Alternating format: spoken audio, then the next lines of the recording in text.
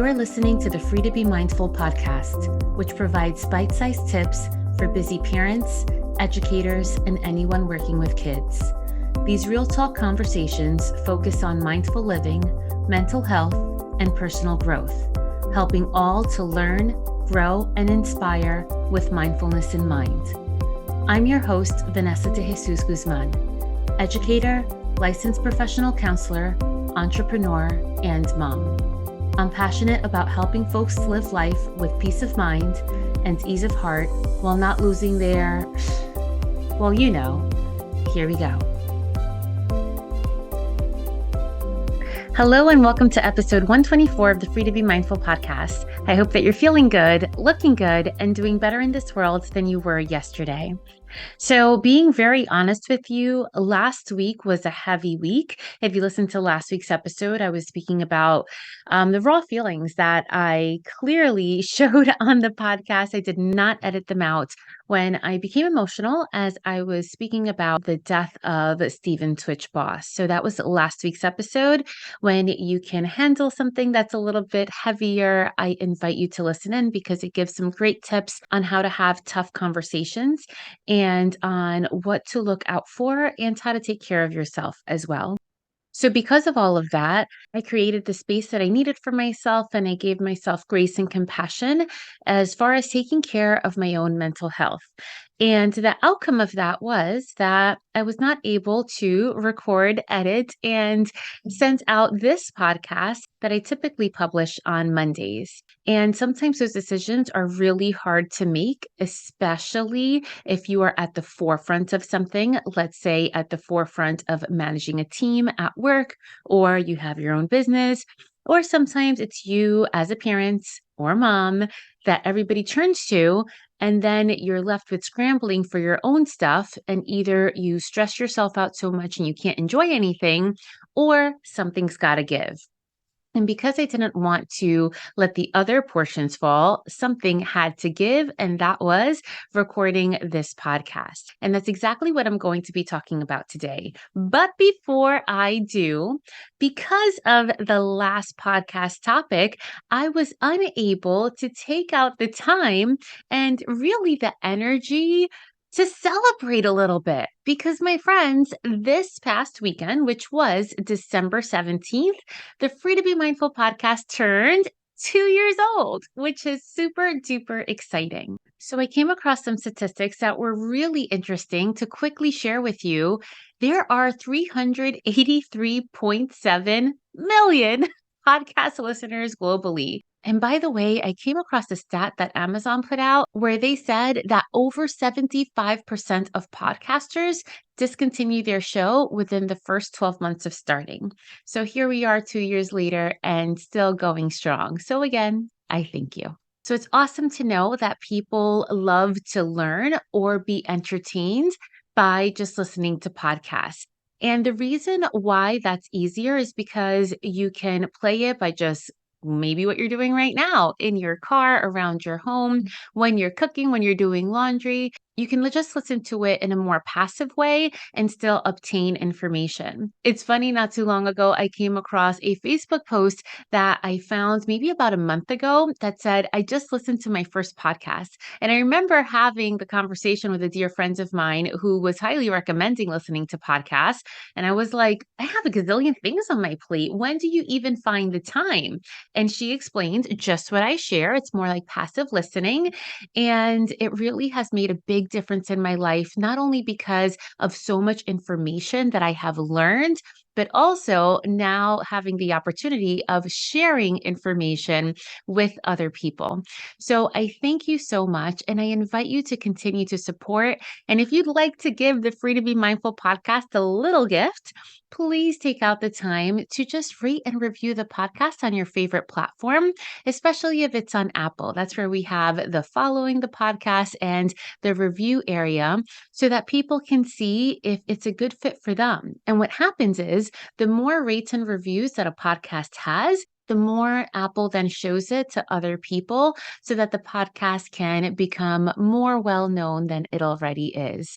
So again, I thank you. And I invite you to join me for a little birthday party on an Instagram Live being held on Wednesday, December 21st. I invite you for just a 20-minute Instagram Live at Counselor V de Jesus, just sharing some thoughts on the podcast journey so far and answering your questions on how I can continue being a support to you. So going back to the reason why I wasn't even able to celebrate the Free to Be Mindful podcast was because all of the things going on, not only about the things that I was consuming, but just regular, everyday holiday things that happen in December.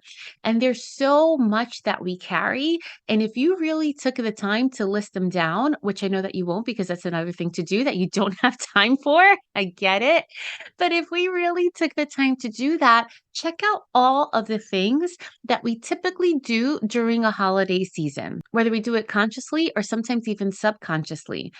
And it's important to keep in mind, by the way, that these things that I'm about to mention, some of them do talk about leading up to the holidays, but some of them happen even after the fact. So, in case you're listening to this after Hanukkah, Christmas, and Kwanzaa and anything else have taken place, trust me, some of the things are still going to be applicable even throughout the month of January.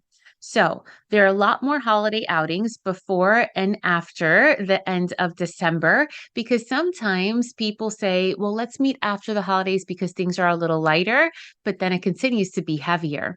With all of those holiday outings also come a lot of added responsibility. There's managing the finance parts, not only for the outings, but then for the gifts, kind of budgeting of where you can take out from. And then sometimes there's that guilt of, oh, I really wanted to purchase this for someone else or myself or my child, and I can't because I'm unable to do so because of my finances. Or what I highly don't recommend is that then folks get into credit card debt, which is never a good thing, especially when it comes to holiday gifts, because we can work around it. Sometimes we need to keep in perspective that we can only do so much. And if the gift has to be smaller, it really all comes down to where your intentions and where it's coming from.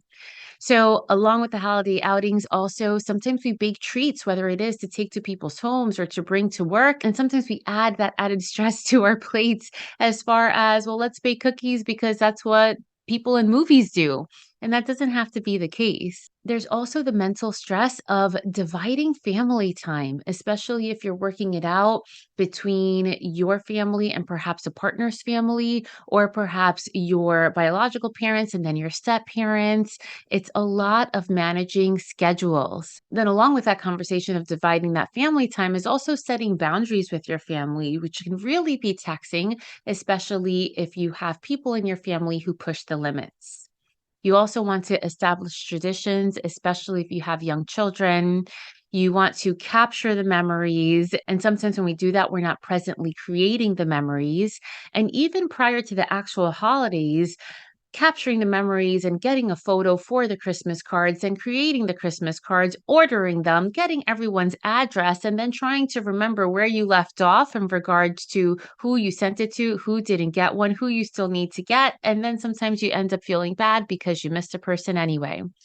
But when it comes down to it, my friends, if I can fill you in, we have social media now. So if you don't send out a Christmas card, if you skip somebody, I promise you, they still know what your family looks like. In addition to that, sometimes we work really hard on decorating the inside of our homes, and that really gives us a feel of the holidays. But then some of us really want to push the limits and decorate the outside of our homes, which really makes your community and your block and your neighborhood look nice. However, know that that's not always a possibility. I'll tell you that I've been telling my husband for the past 11 and a half years to please decorate the outside of our home, and it's still not done. And do I get disappointed about it? Sure. But is it absolutely necessary? Absolutely not. So I've learned to just let that go. And we also then decorate the house to sometimes have people over.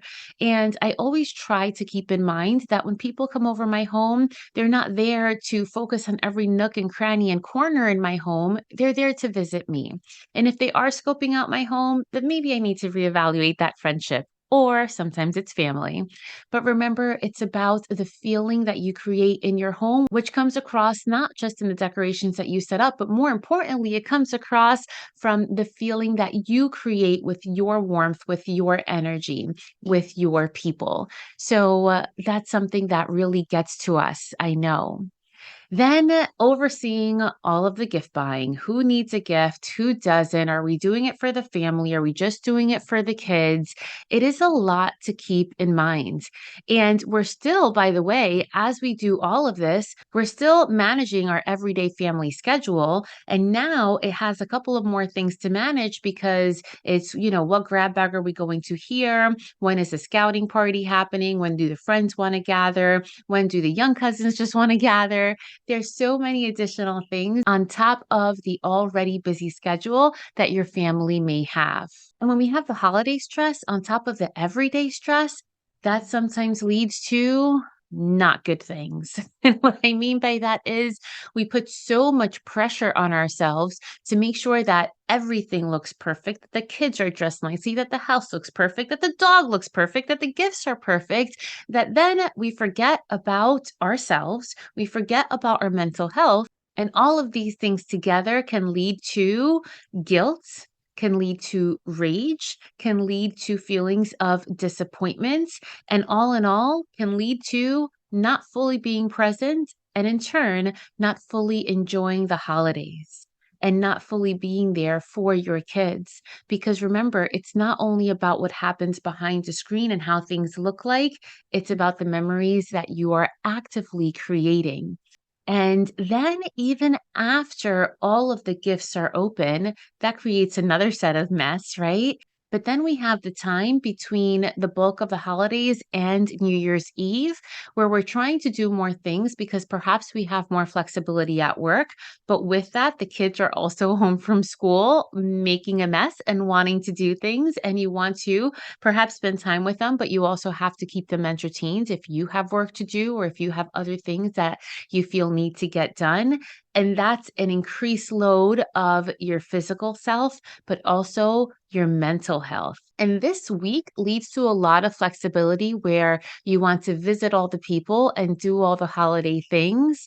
But then that lack of routine and that increased stimulation of all holiday things also again lead to this holiday stress. And with all of these things happening, what we don't want to do is find ourselves in a place where the holidays have passed and it feels like just another day, and you didn't feel that spirit that we know lives somewhere down deep inside because it was there from when we were kids. So, here are a couple of tips to keep in mind to help keep yourself sane, to distribute the load during the holiday season, and most importantly, above all, to help you enjoy it, not just for your kids, but also for yourself. So, starting off with the first thing, and I know it's going to sound like an additional things to do, but my friends, do your best to find time to carve out time for yourself. And this looks differently for everyone, but whether it be to, I always use the example, have a cup of coffee when it's still hot. Perhaps you are waking up a little earlier, or when you stay up a little later, do something for yourself within that time. That can also be maybe working out, and moving your body is another strategy because all of those hormones on the inside are going to help your brain and then help you more on the outside. So, finding times to do something for you, which may include exercising, is going to be vital to the state of your mental well being. You may also want to do things that you enjoy, and that may be perhaps spending time with friends, or perhaps it's more things that are more internal, like journaling, or just listening to Christmas music, or listening to a podcast. Doing something where you're filling your cup before you continue to pour into someone else's cup. And I know that sometimes it's easier said than done, but you can ask for help.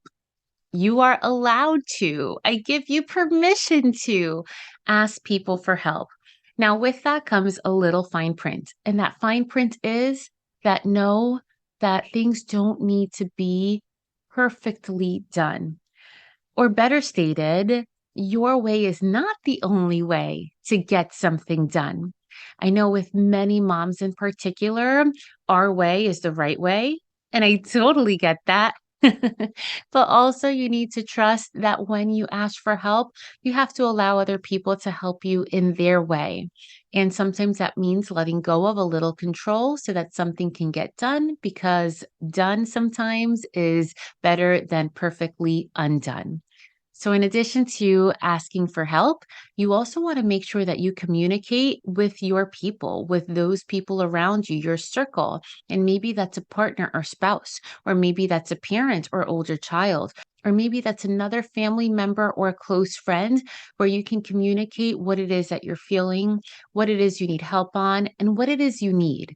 And what I mean by that is not the things that you necessarily just need to get done, but what it is that you need for yourself in order to keep yourself in one piece. And we as humans sometimes walk around with blinders because we have our to do list and our feelings that we're managing, that sometimes we forget to acknowledge what everybody else is doing. And those people around us, our partners, our spouses, our family, and even our kids have their own mental load that they're also carrying.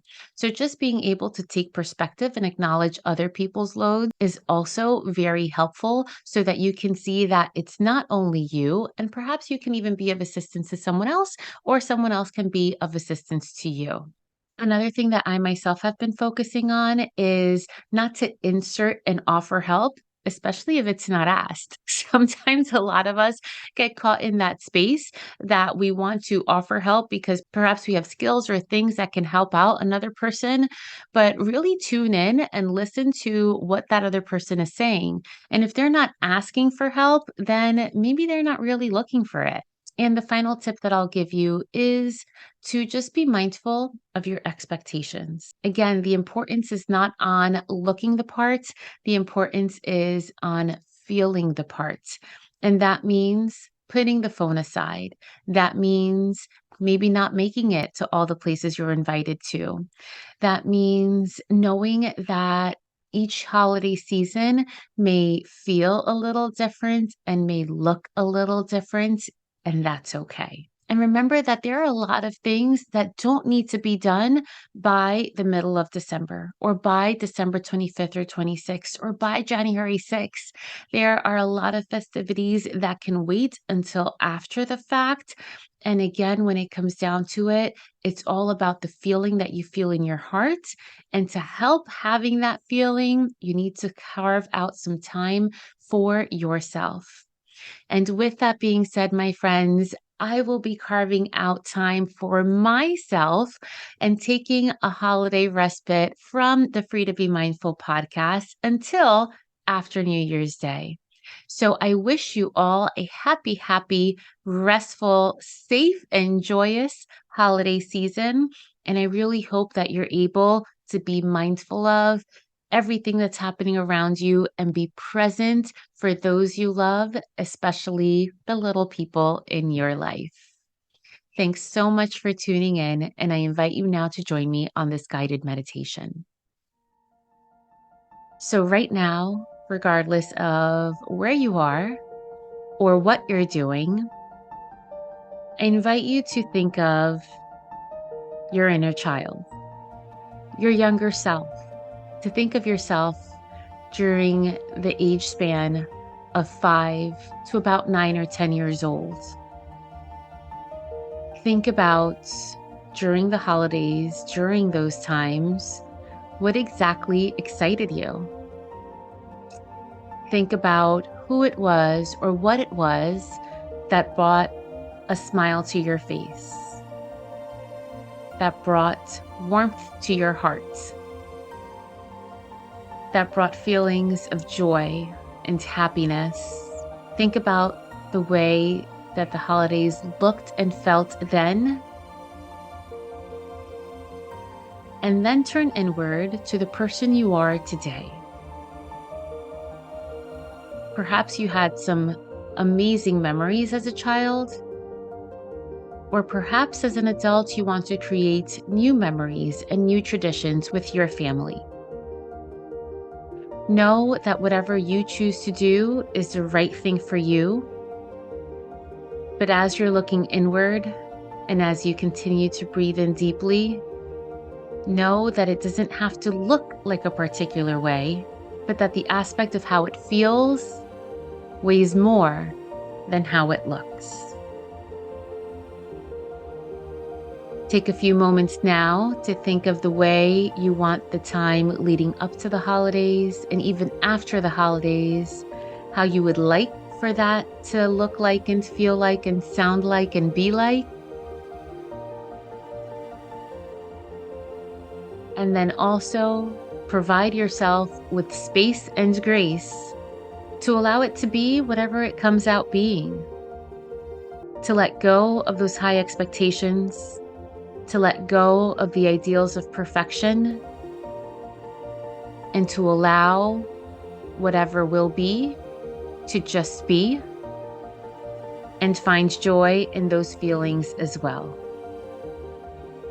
Have a happy holiday, and I'll see you in the new year. I hope you enjoyed this week's show. It would mean a ton if you took this moment to review the Free to Be Mindful podcast on the platform you catch your favorite shows. That quick and easy act lets me know what you enjoy, and it helps others find the podcast too. And of course, don't forget to subscribe so you can listen along next week. In the meantime, I welcome you to catch me on social media at Counselor V de Jesus. And as always, remember, in a world where you are free to be anything that you want to be, you are always free to be mindful. Catch you next week.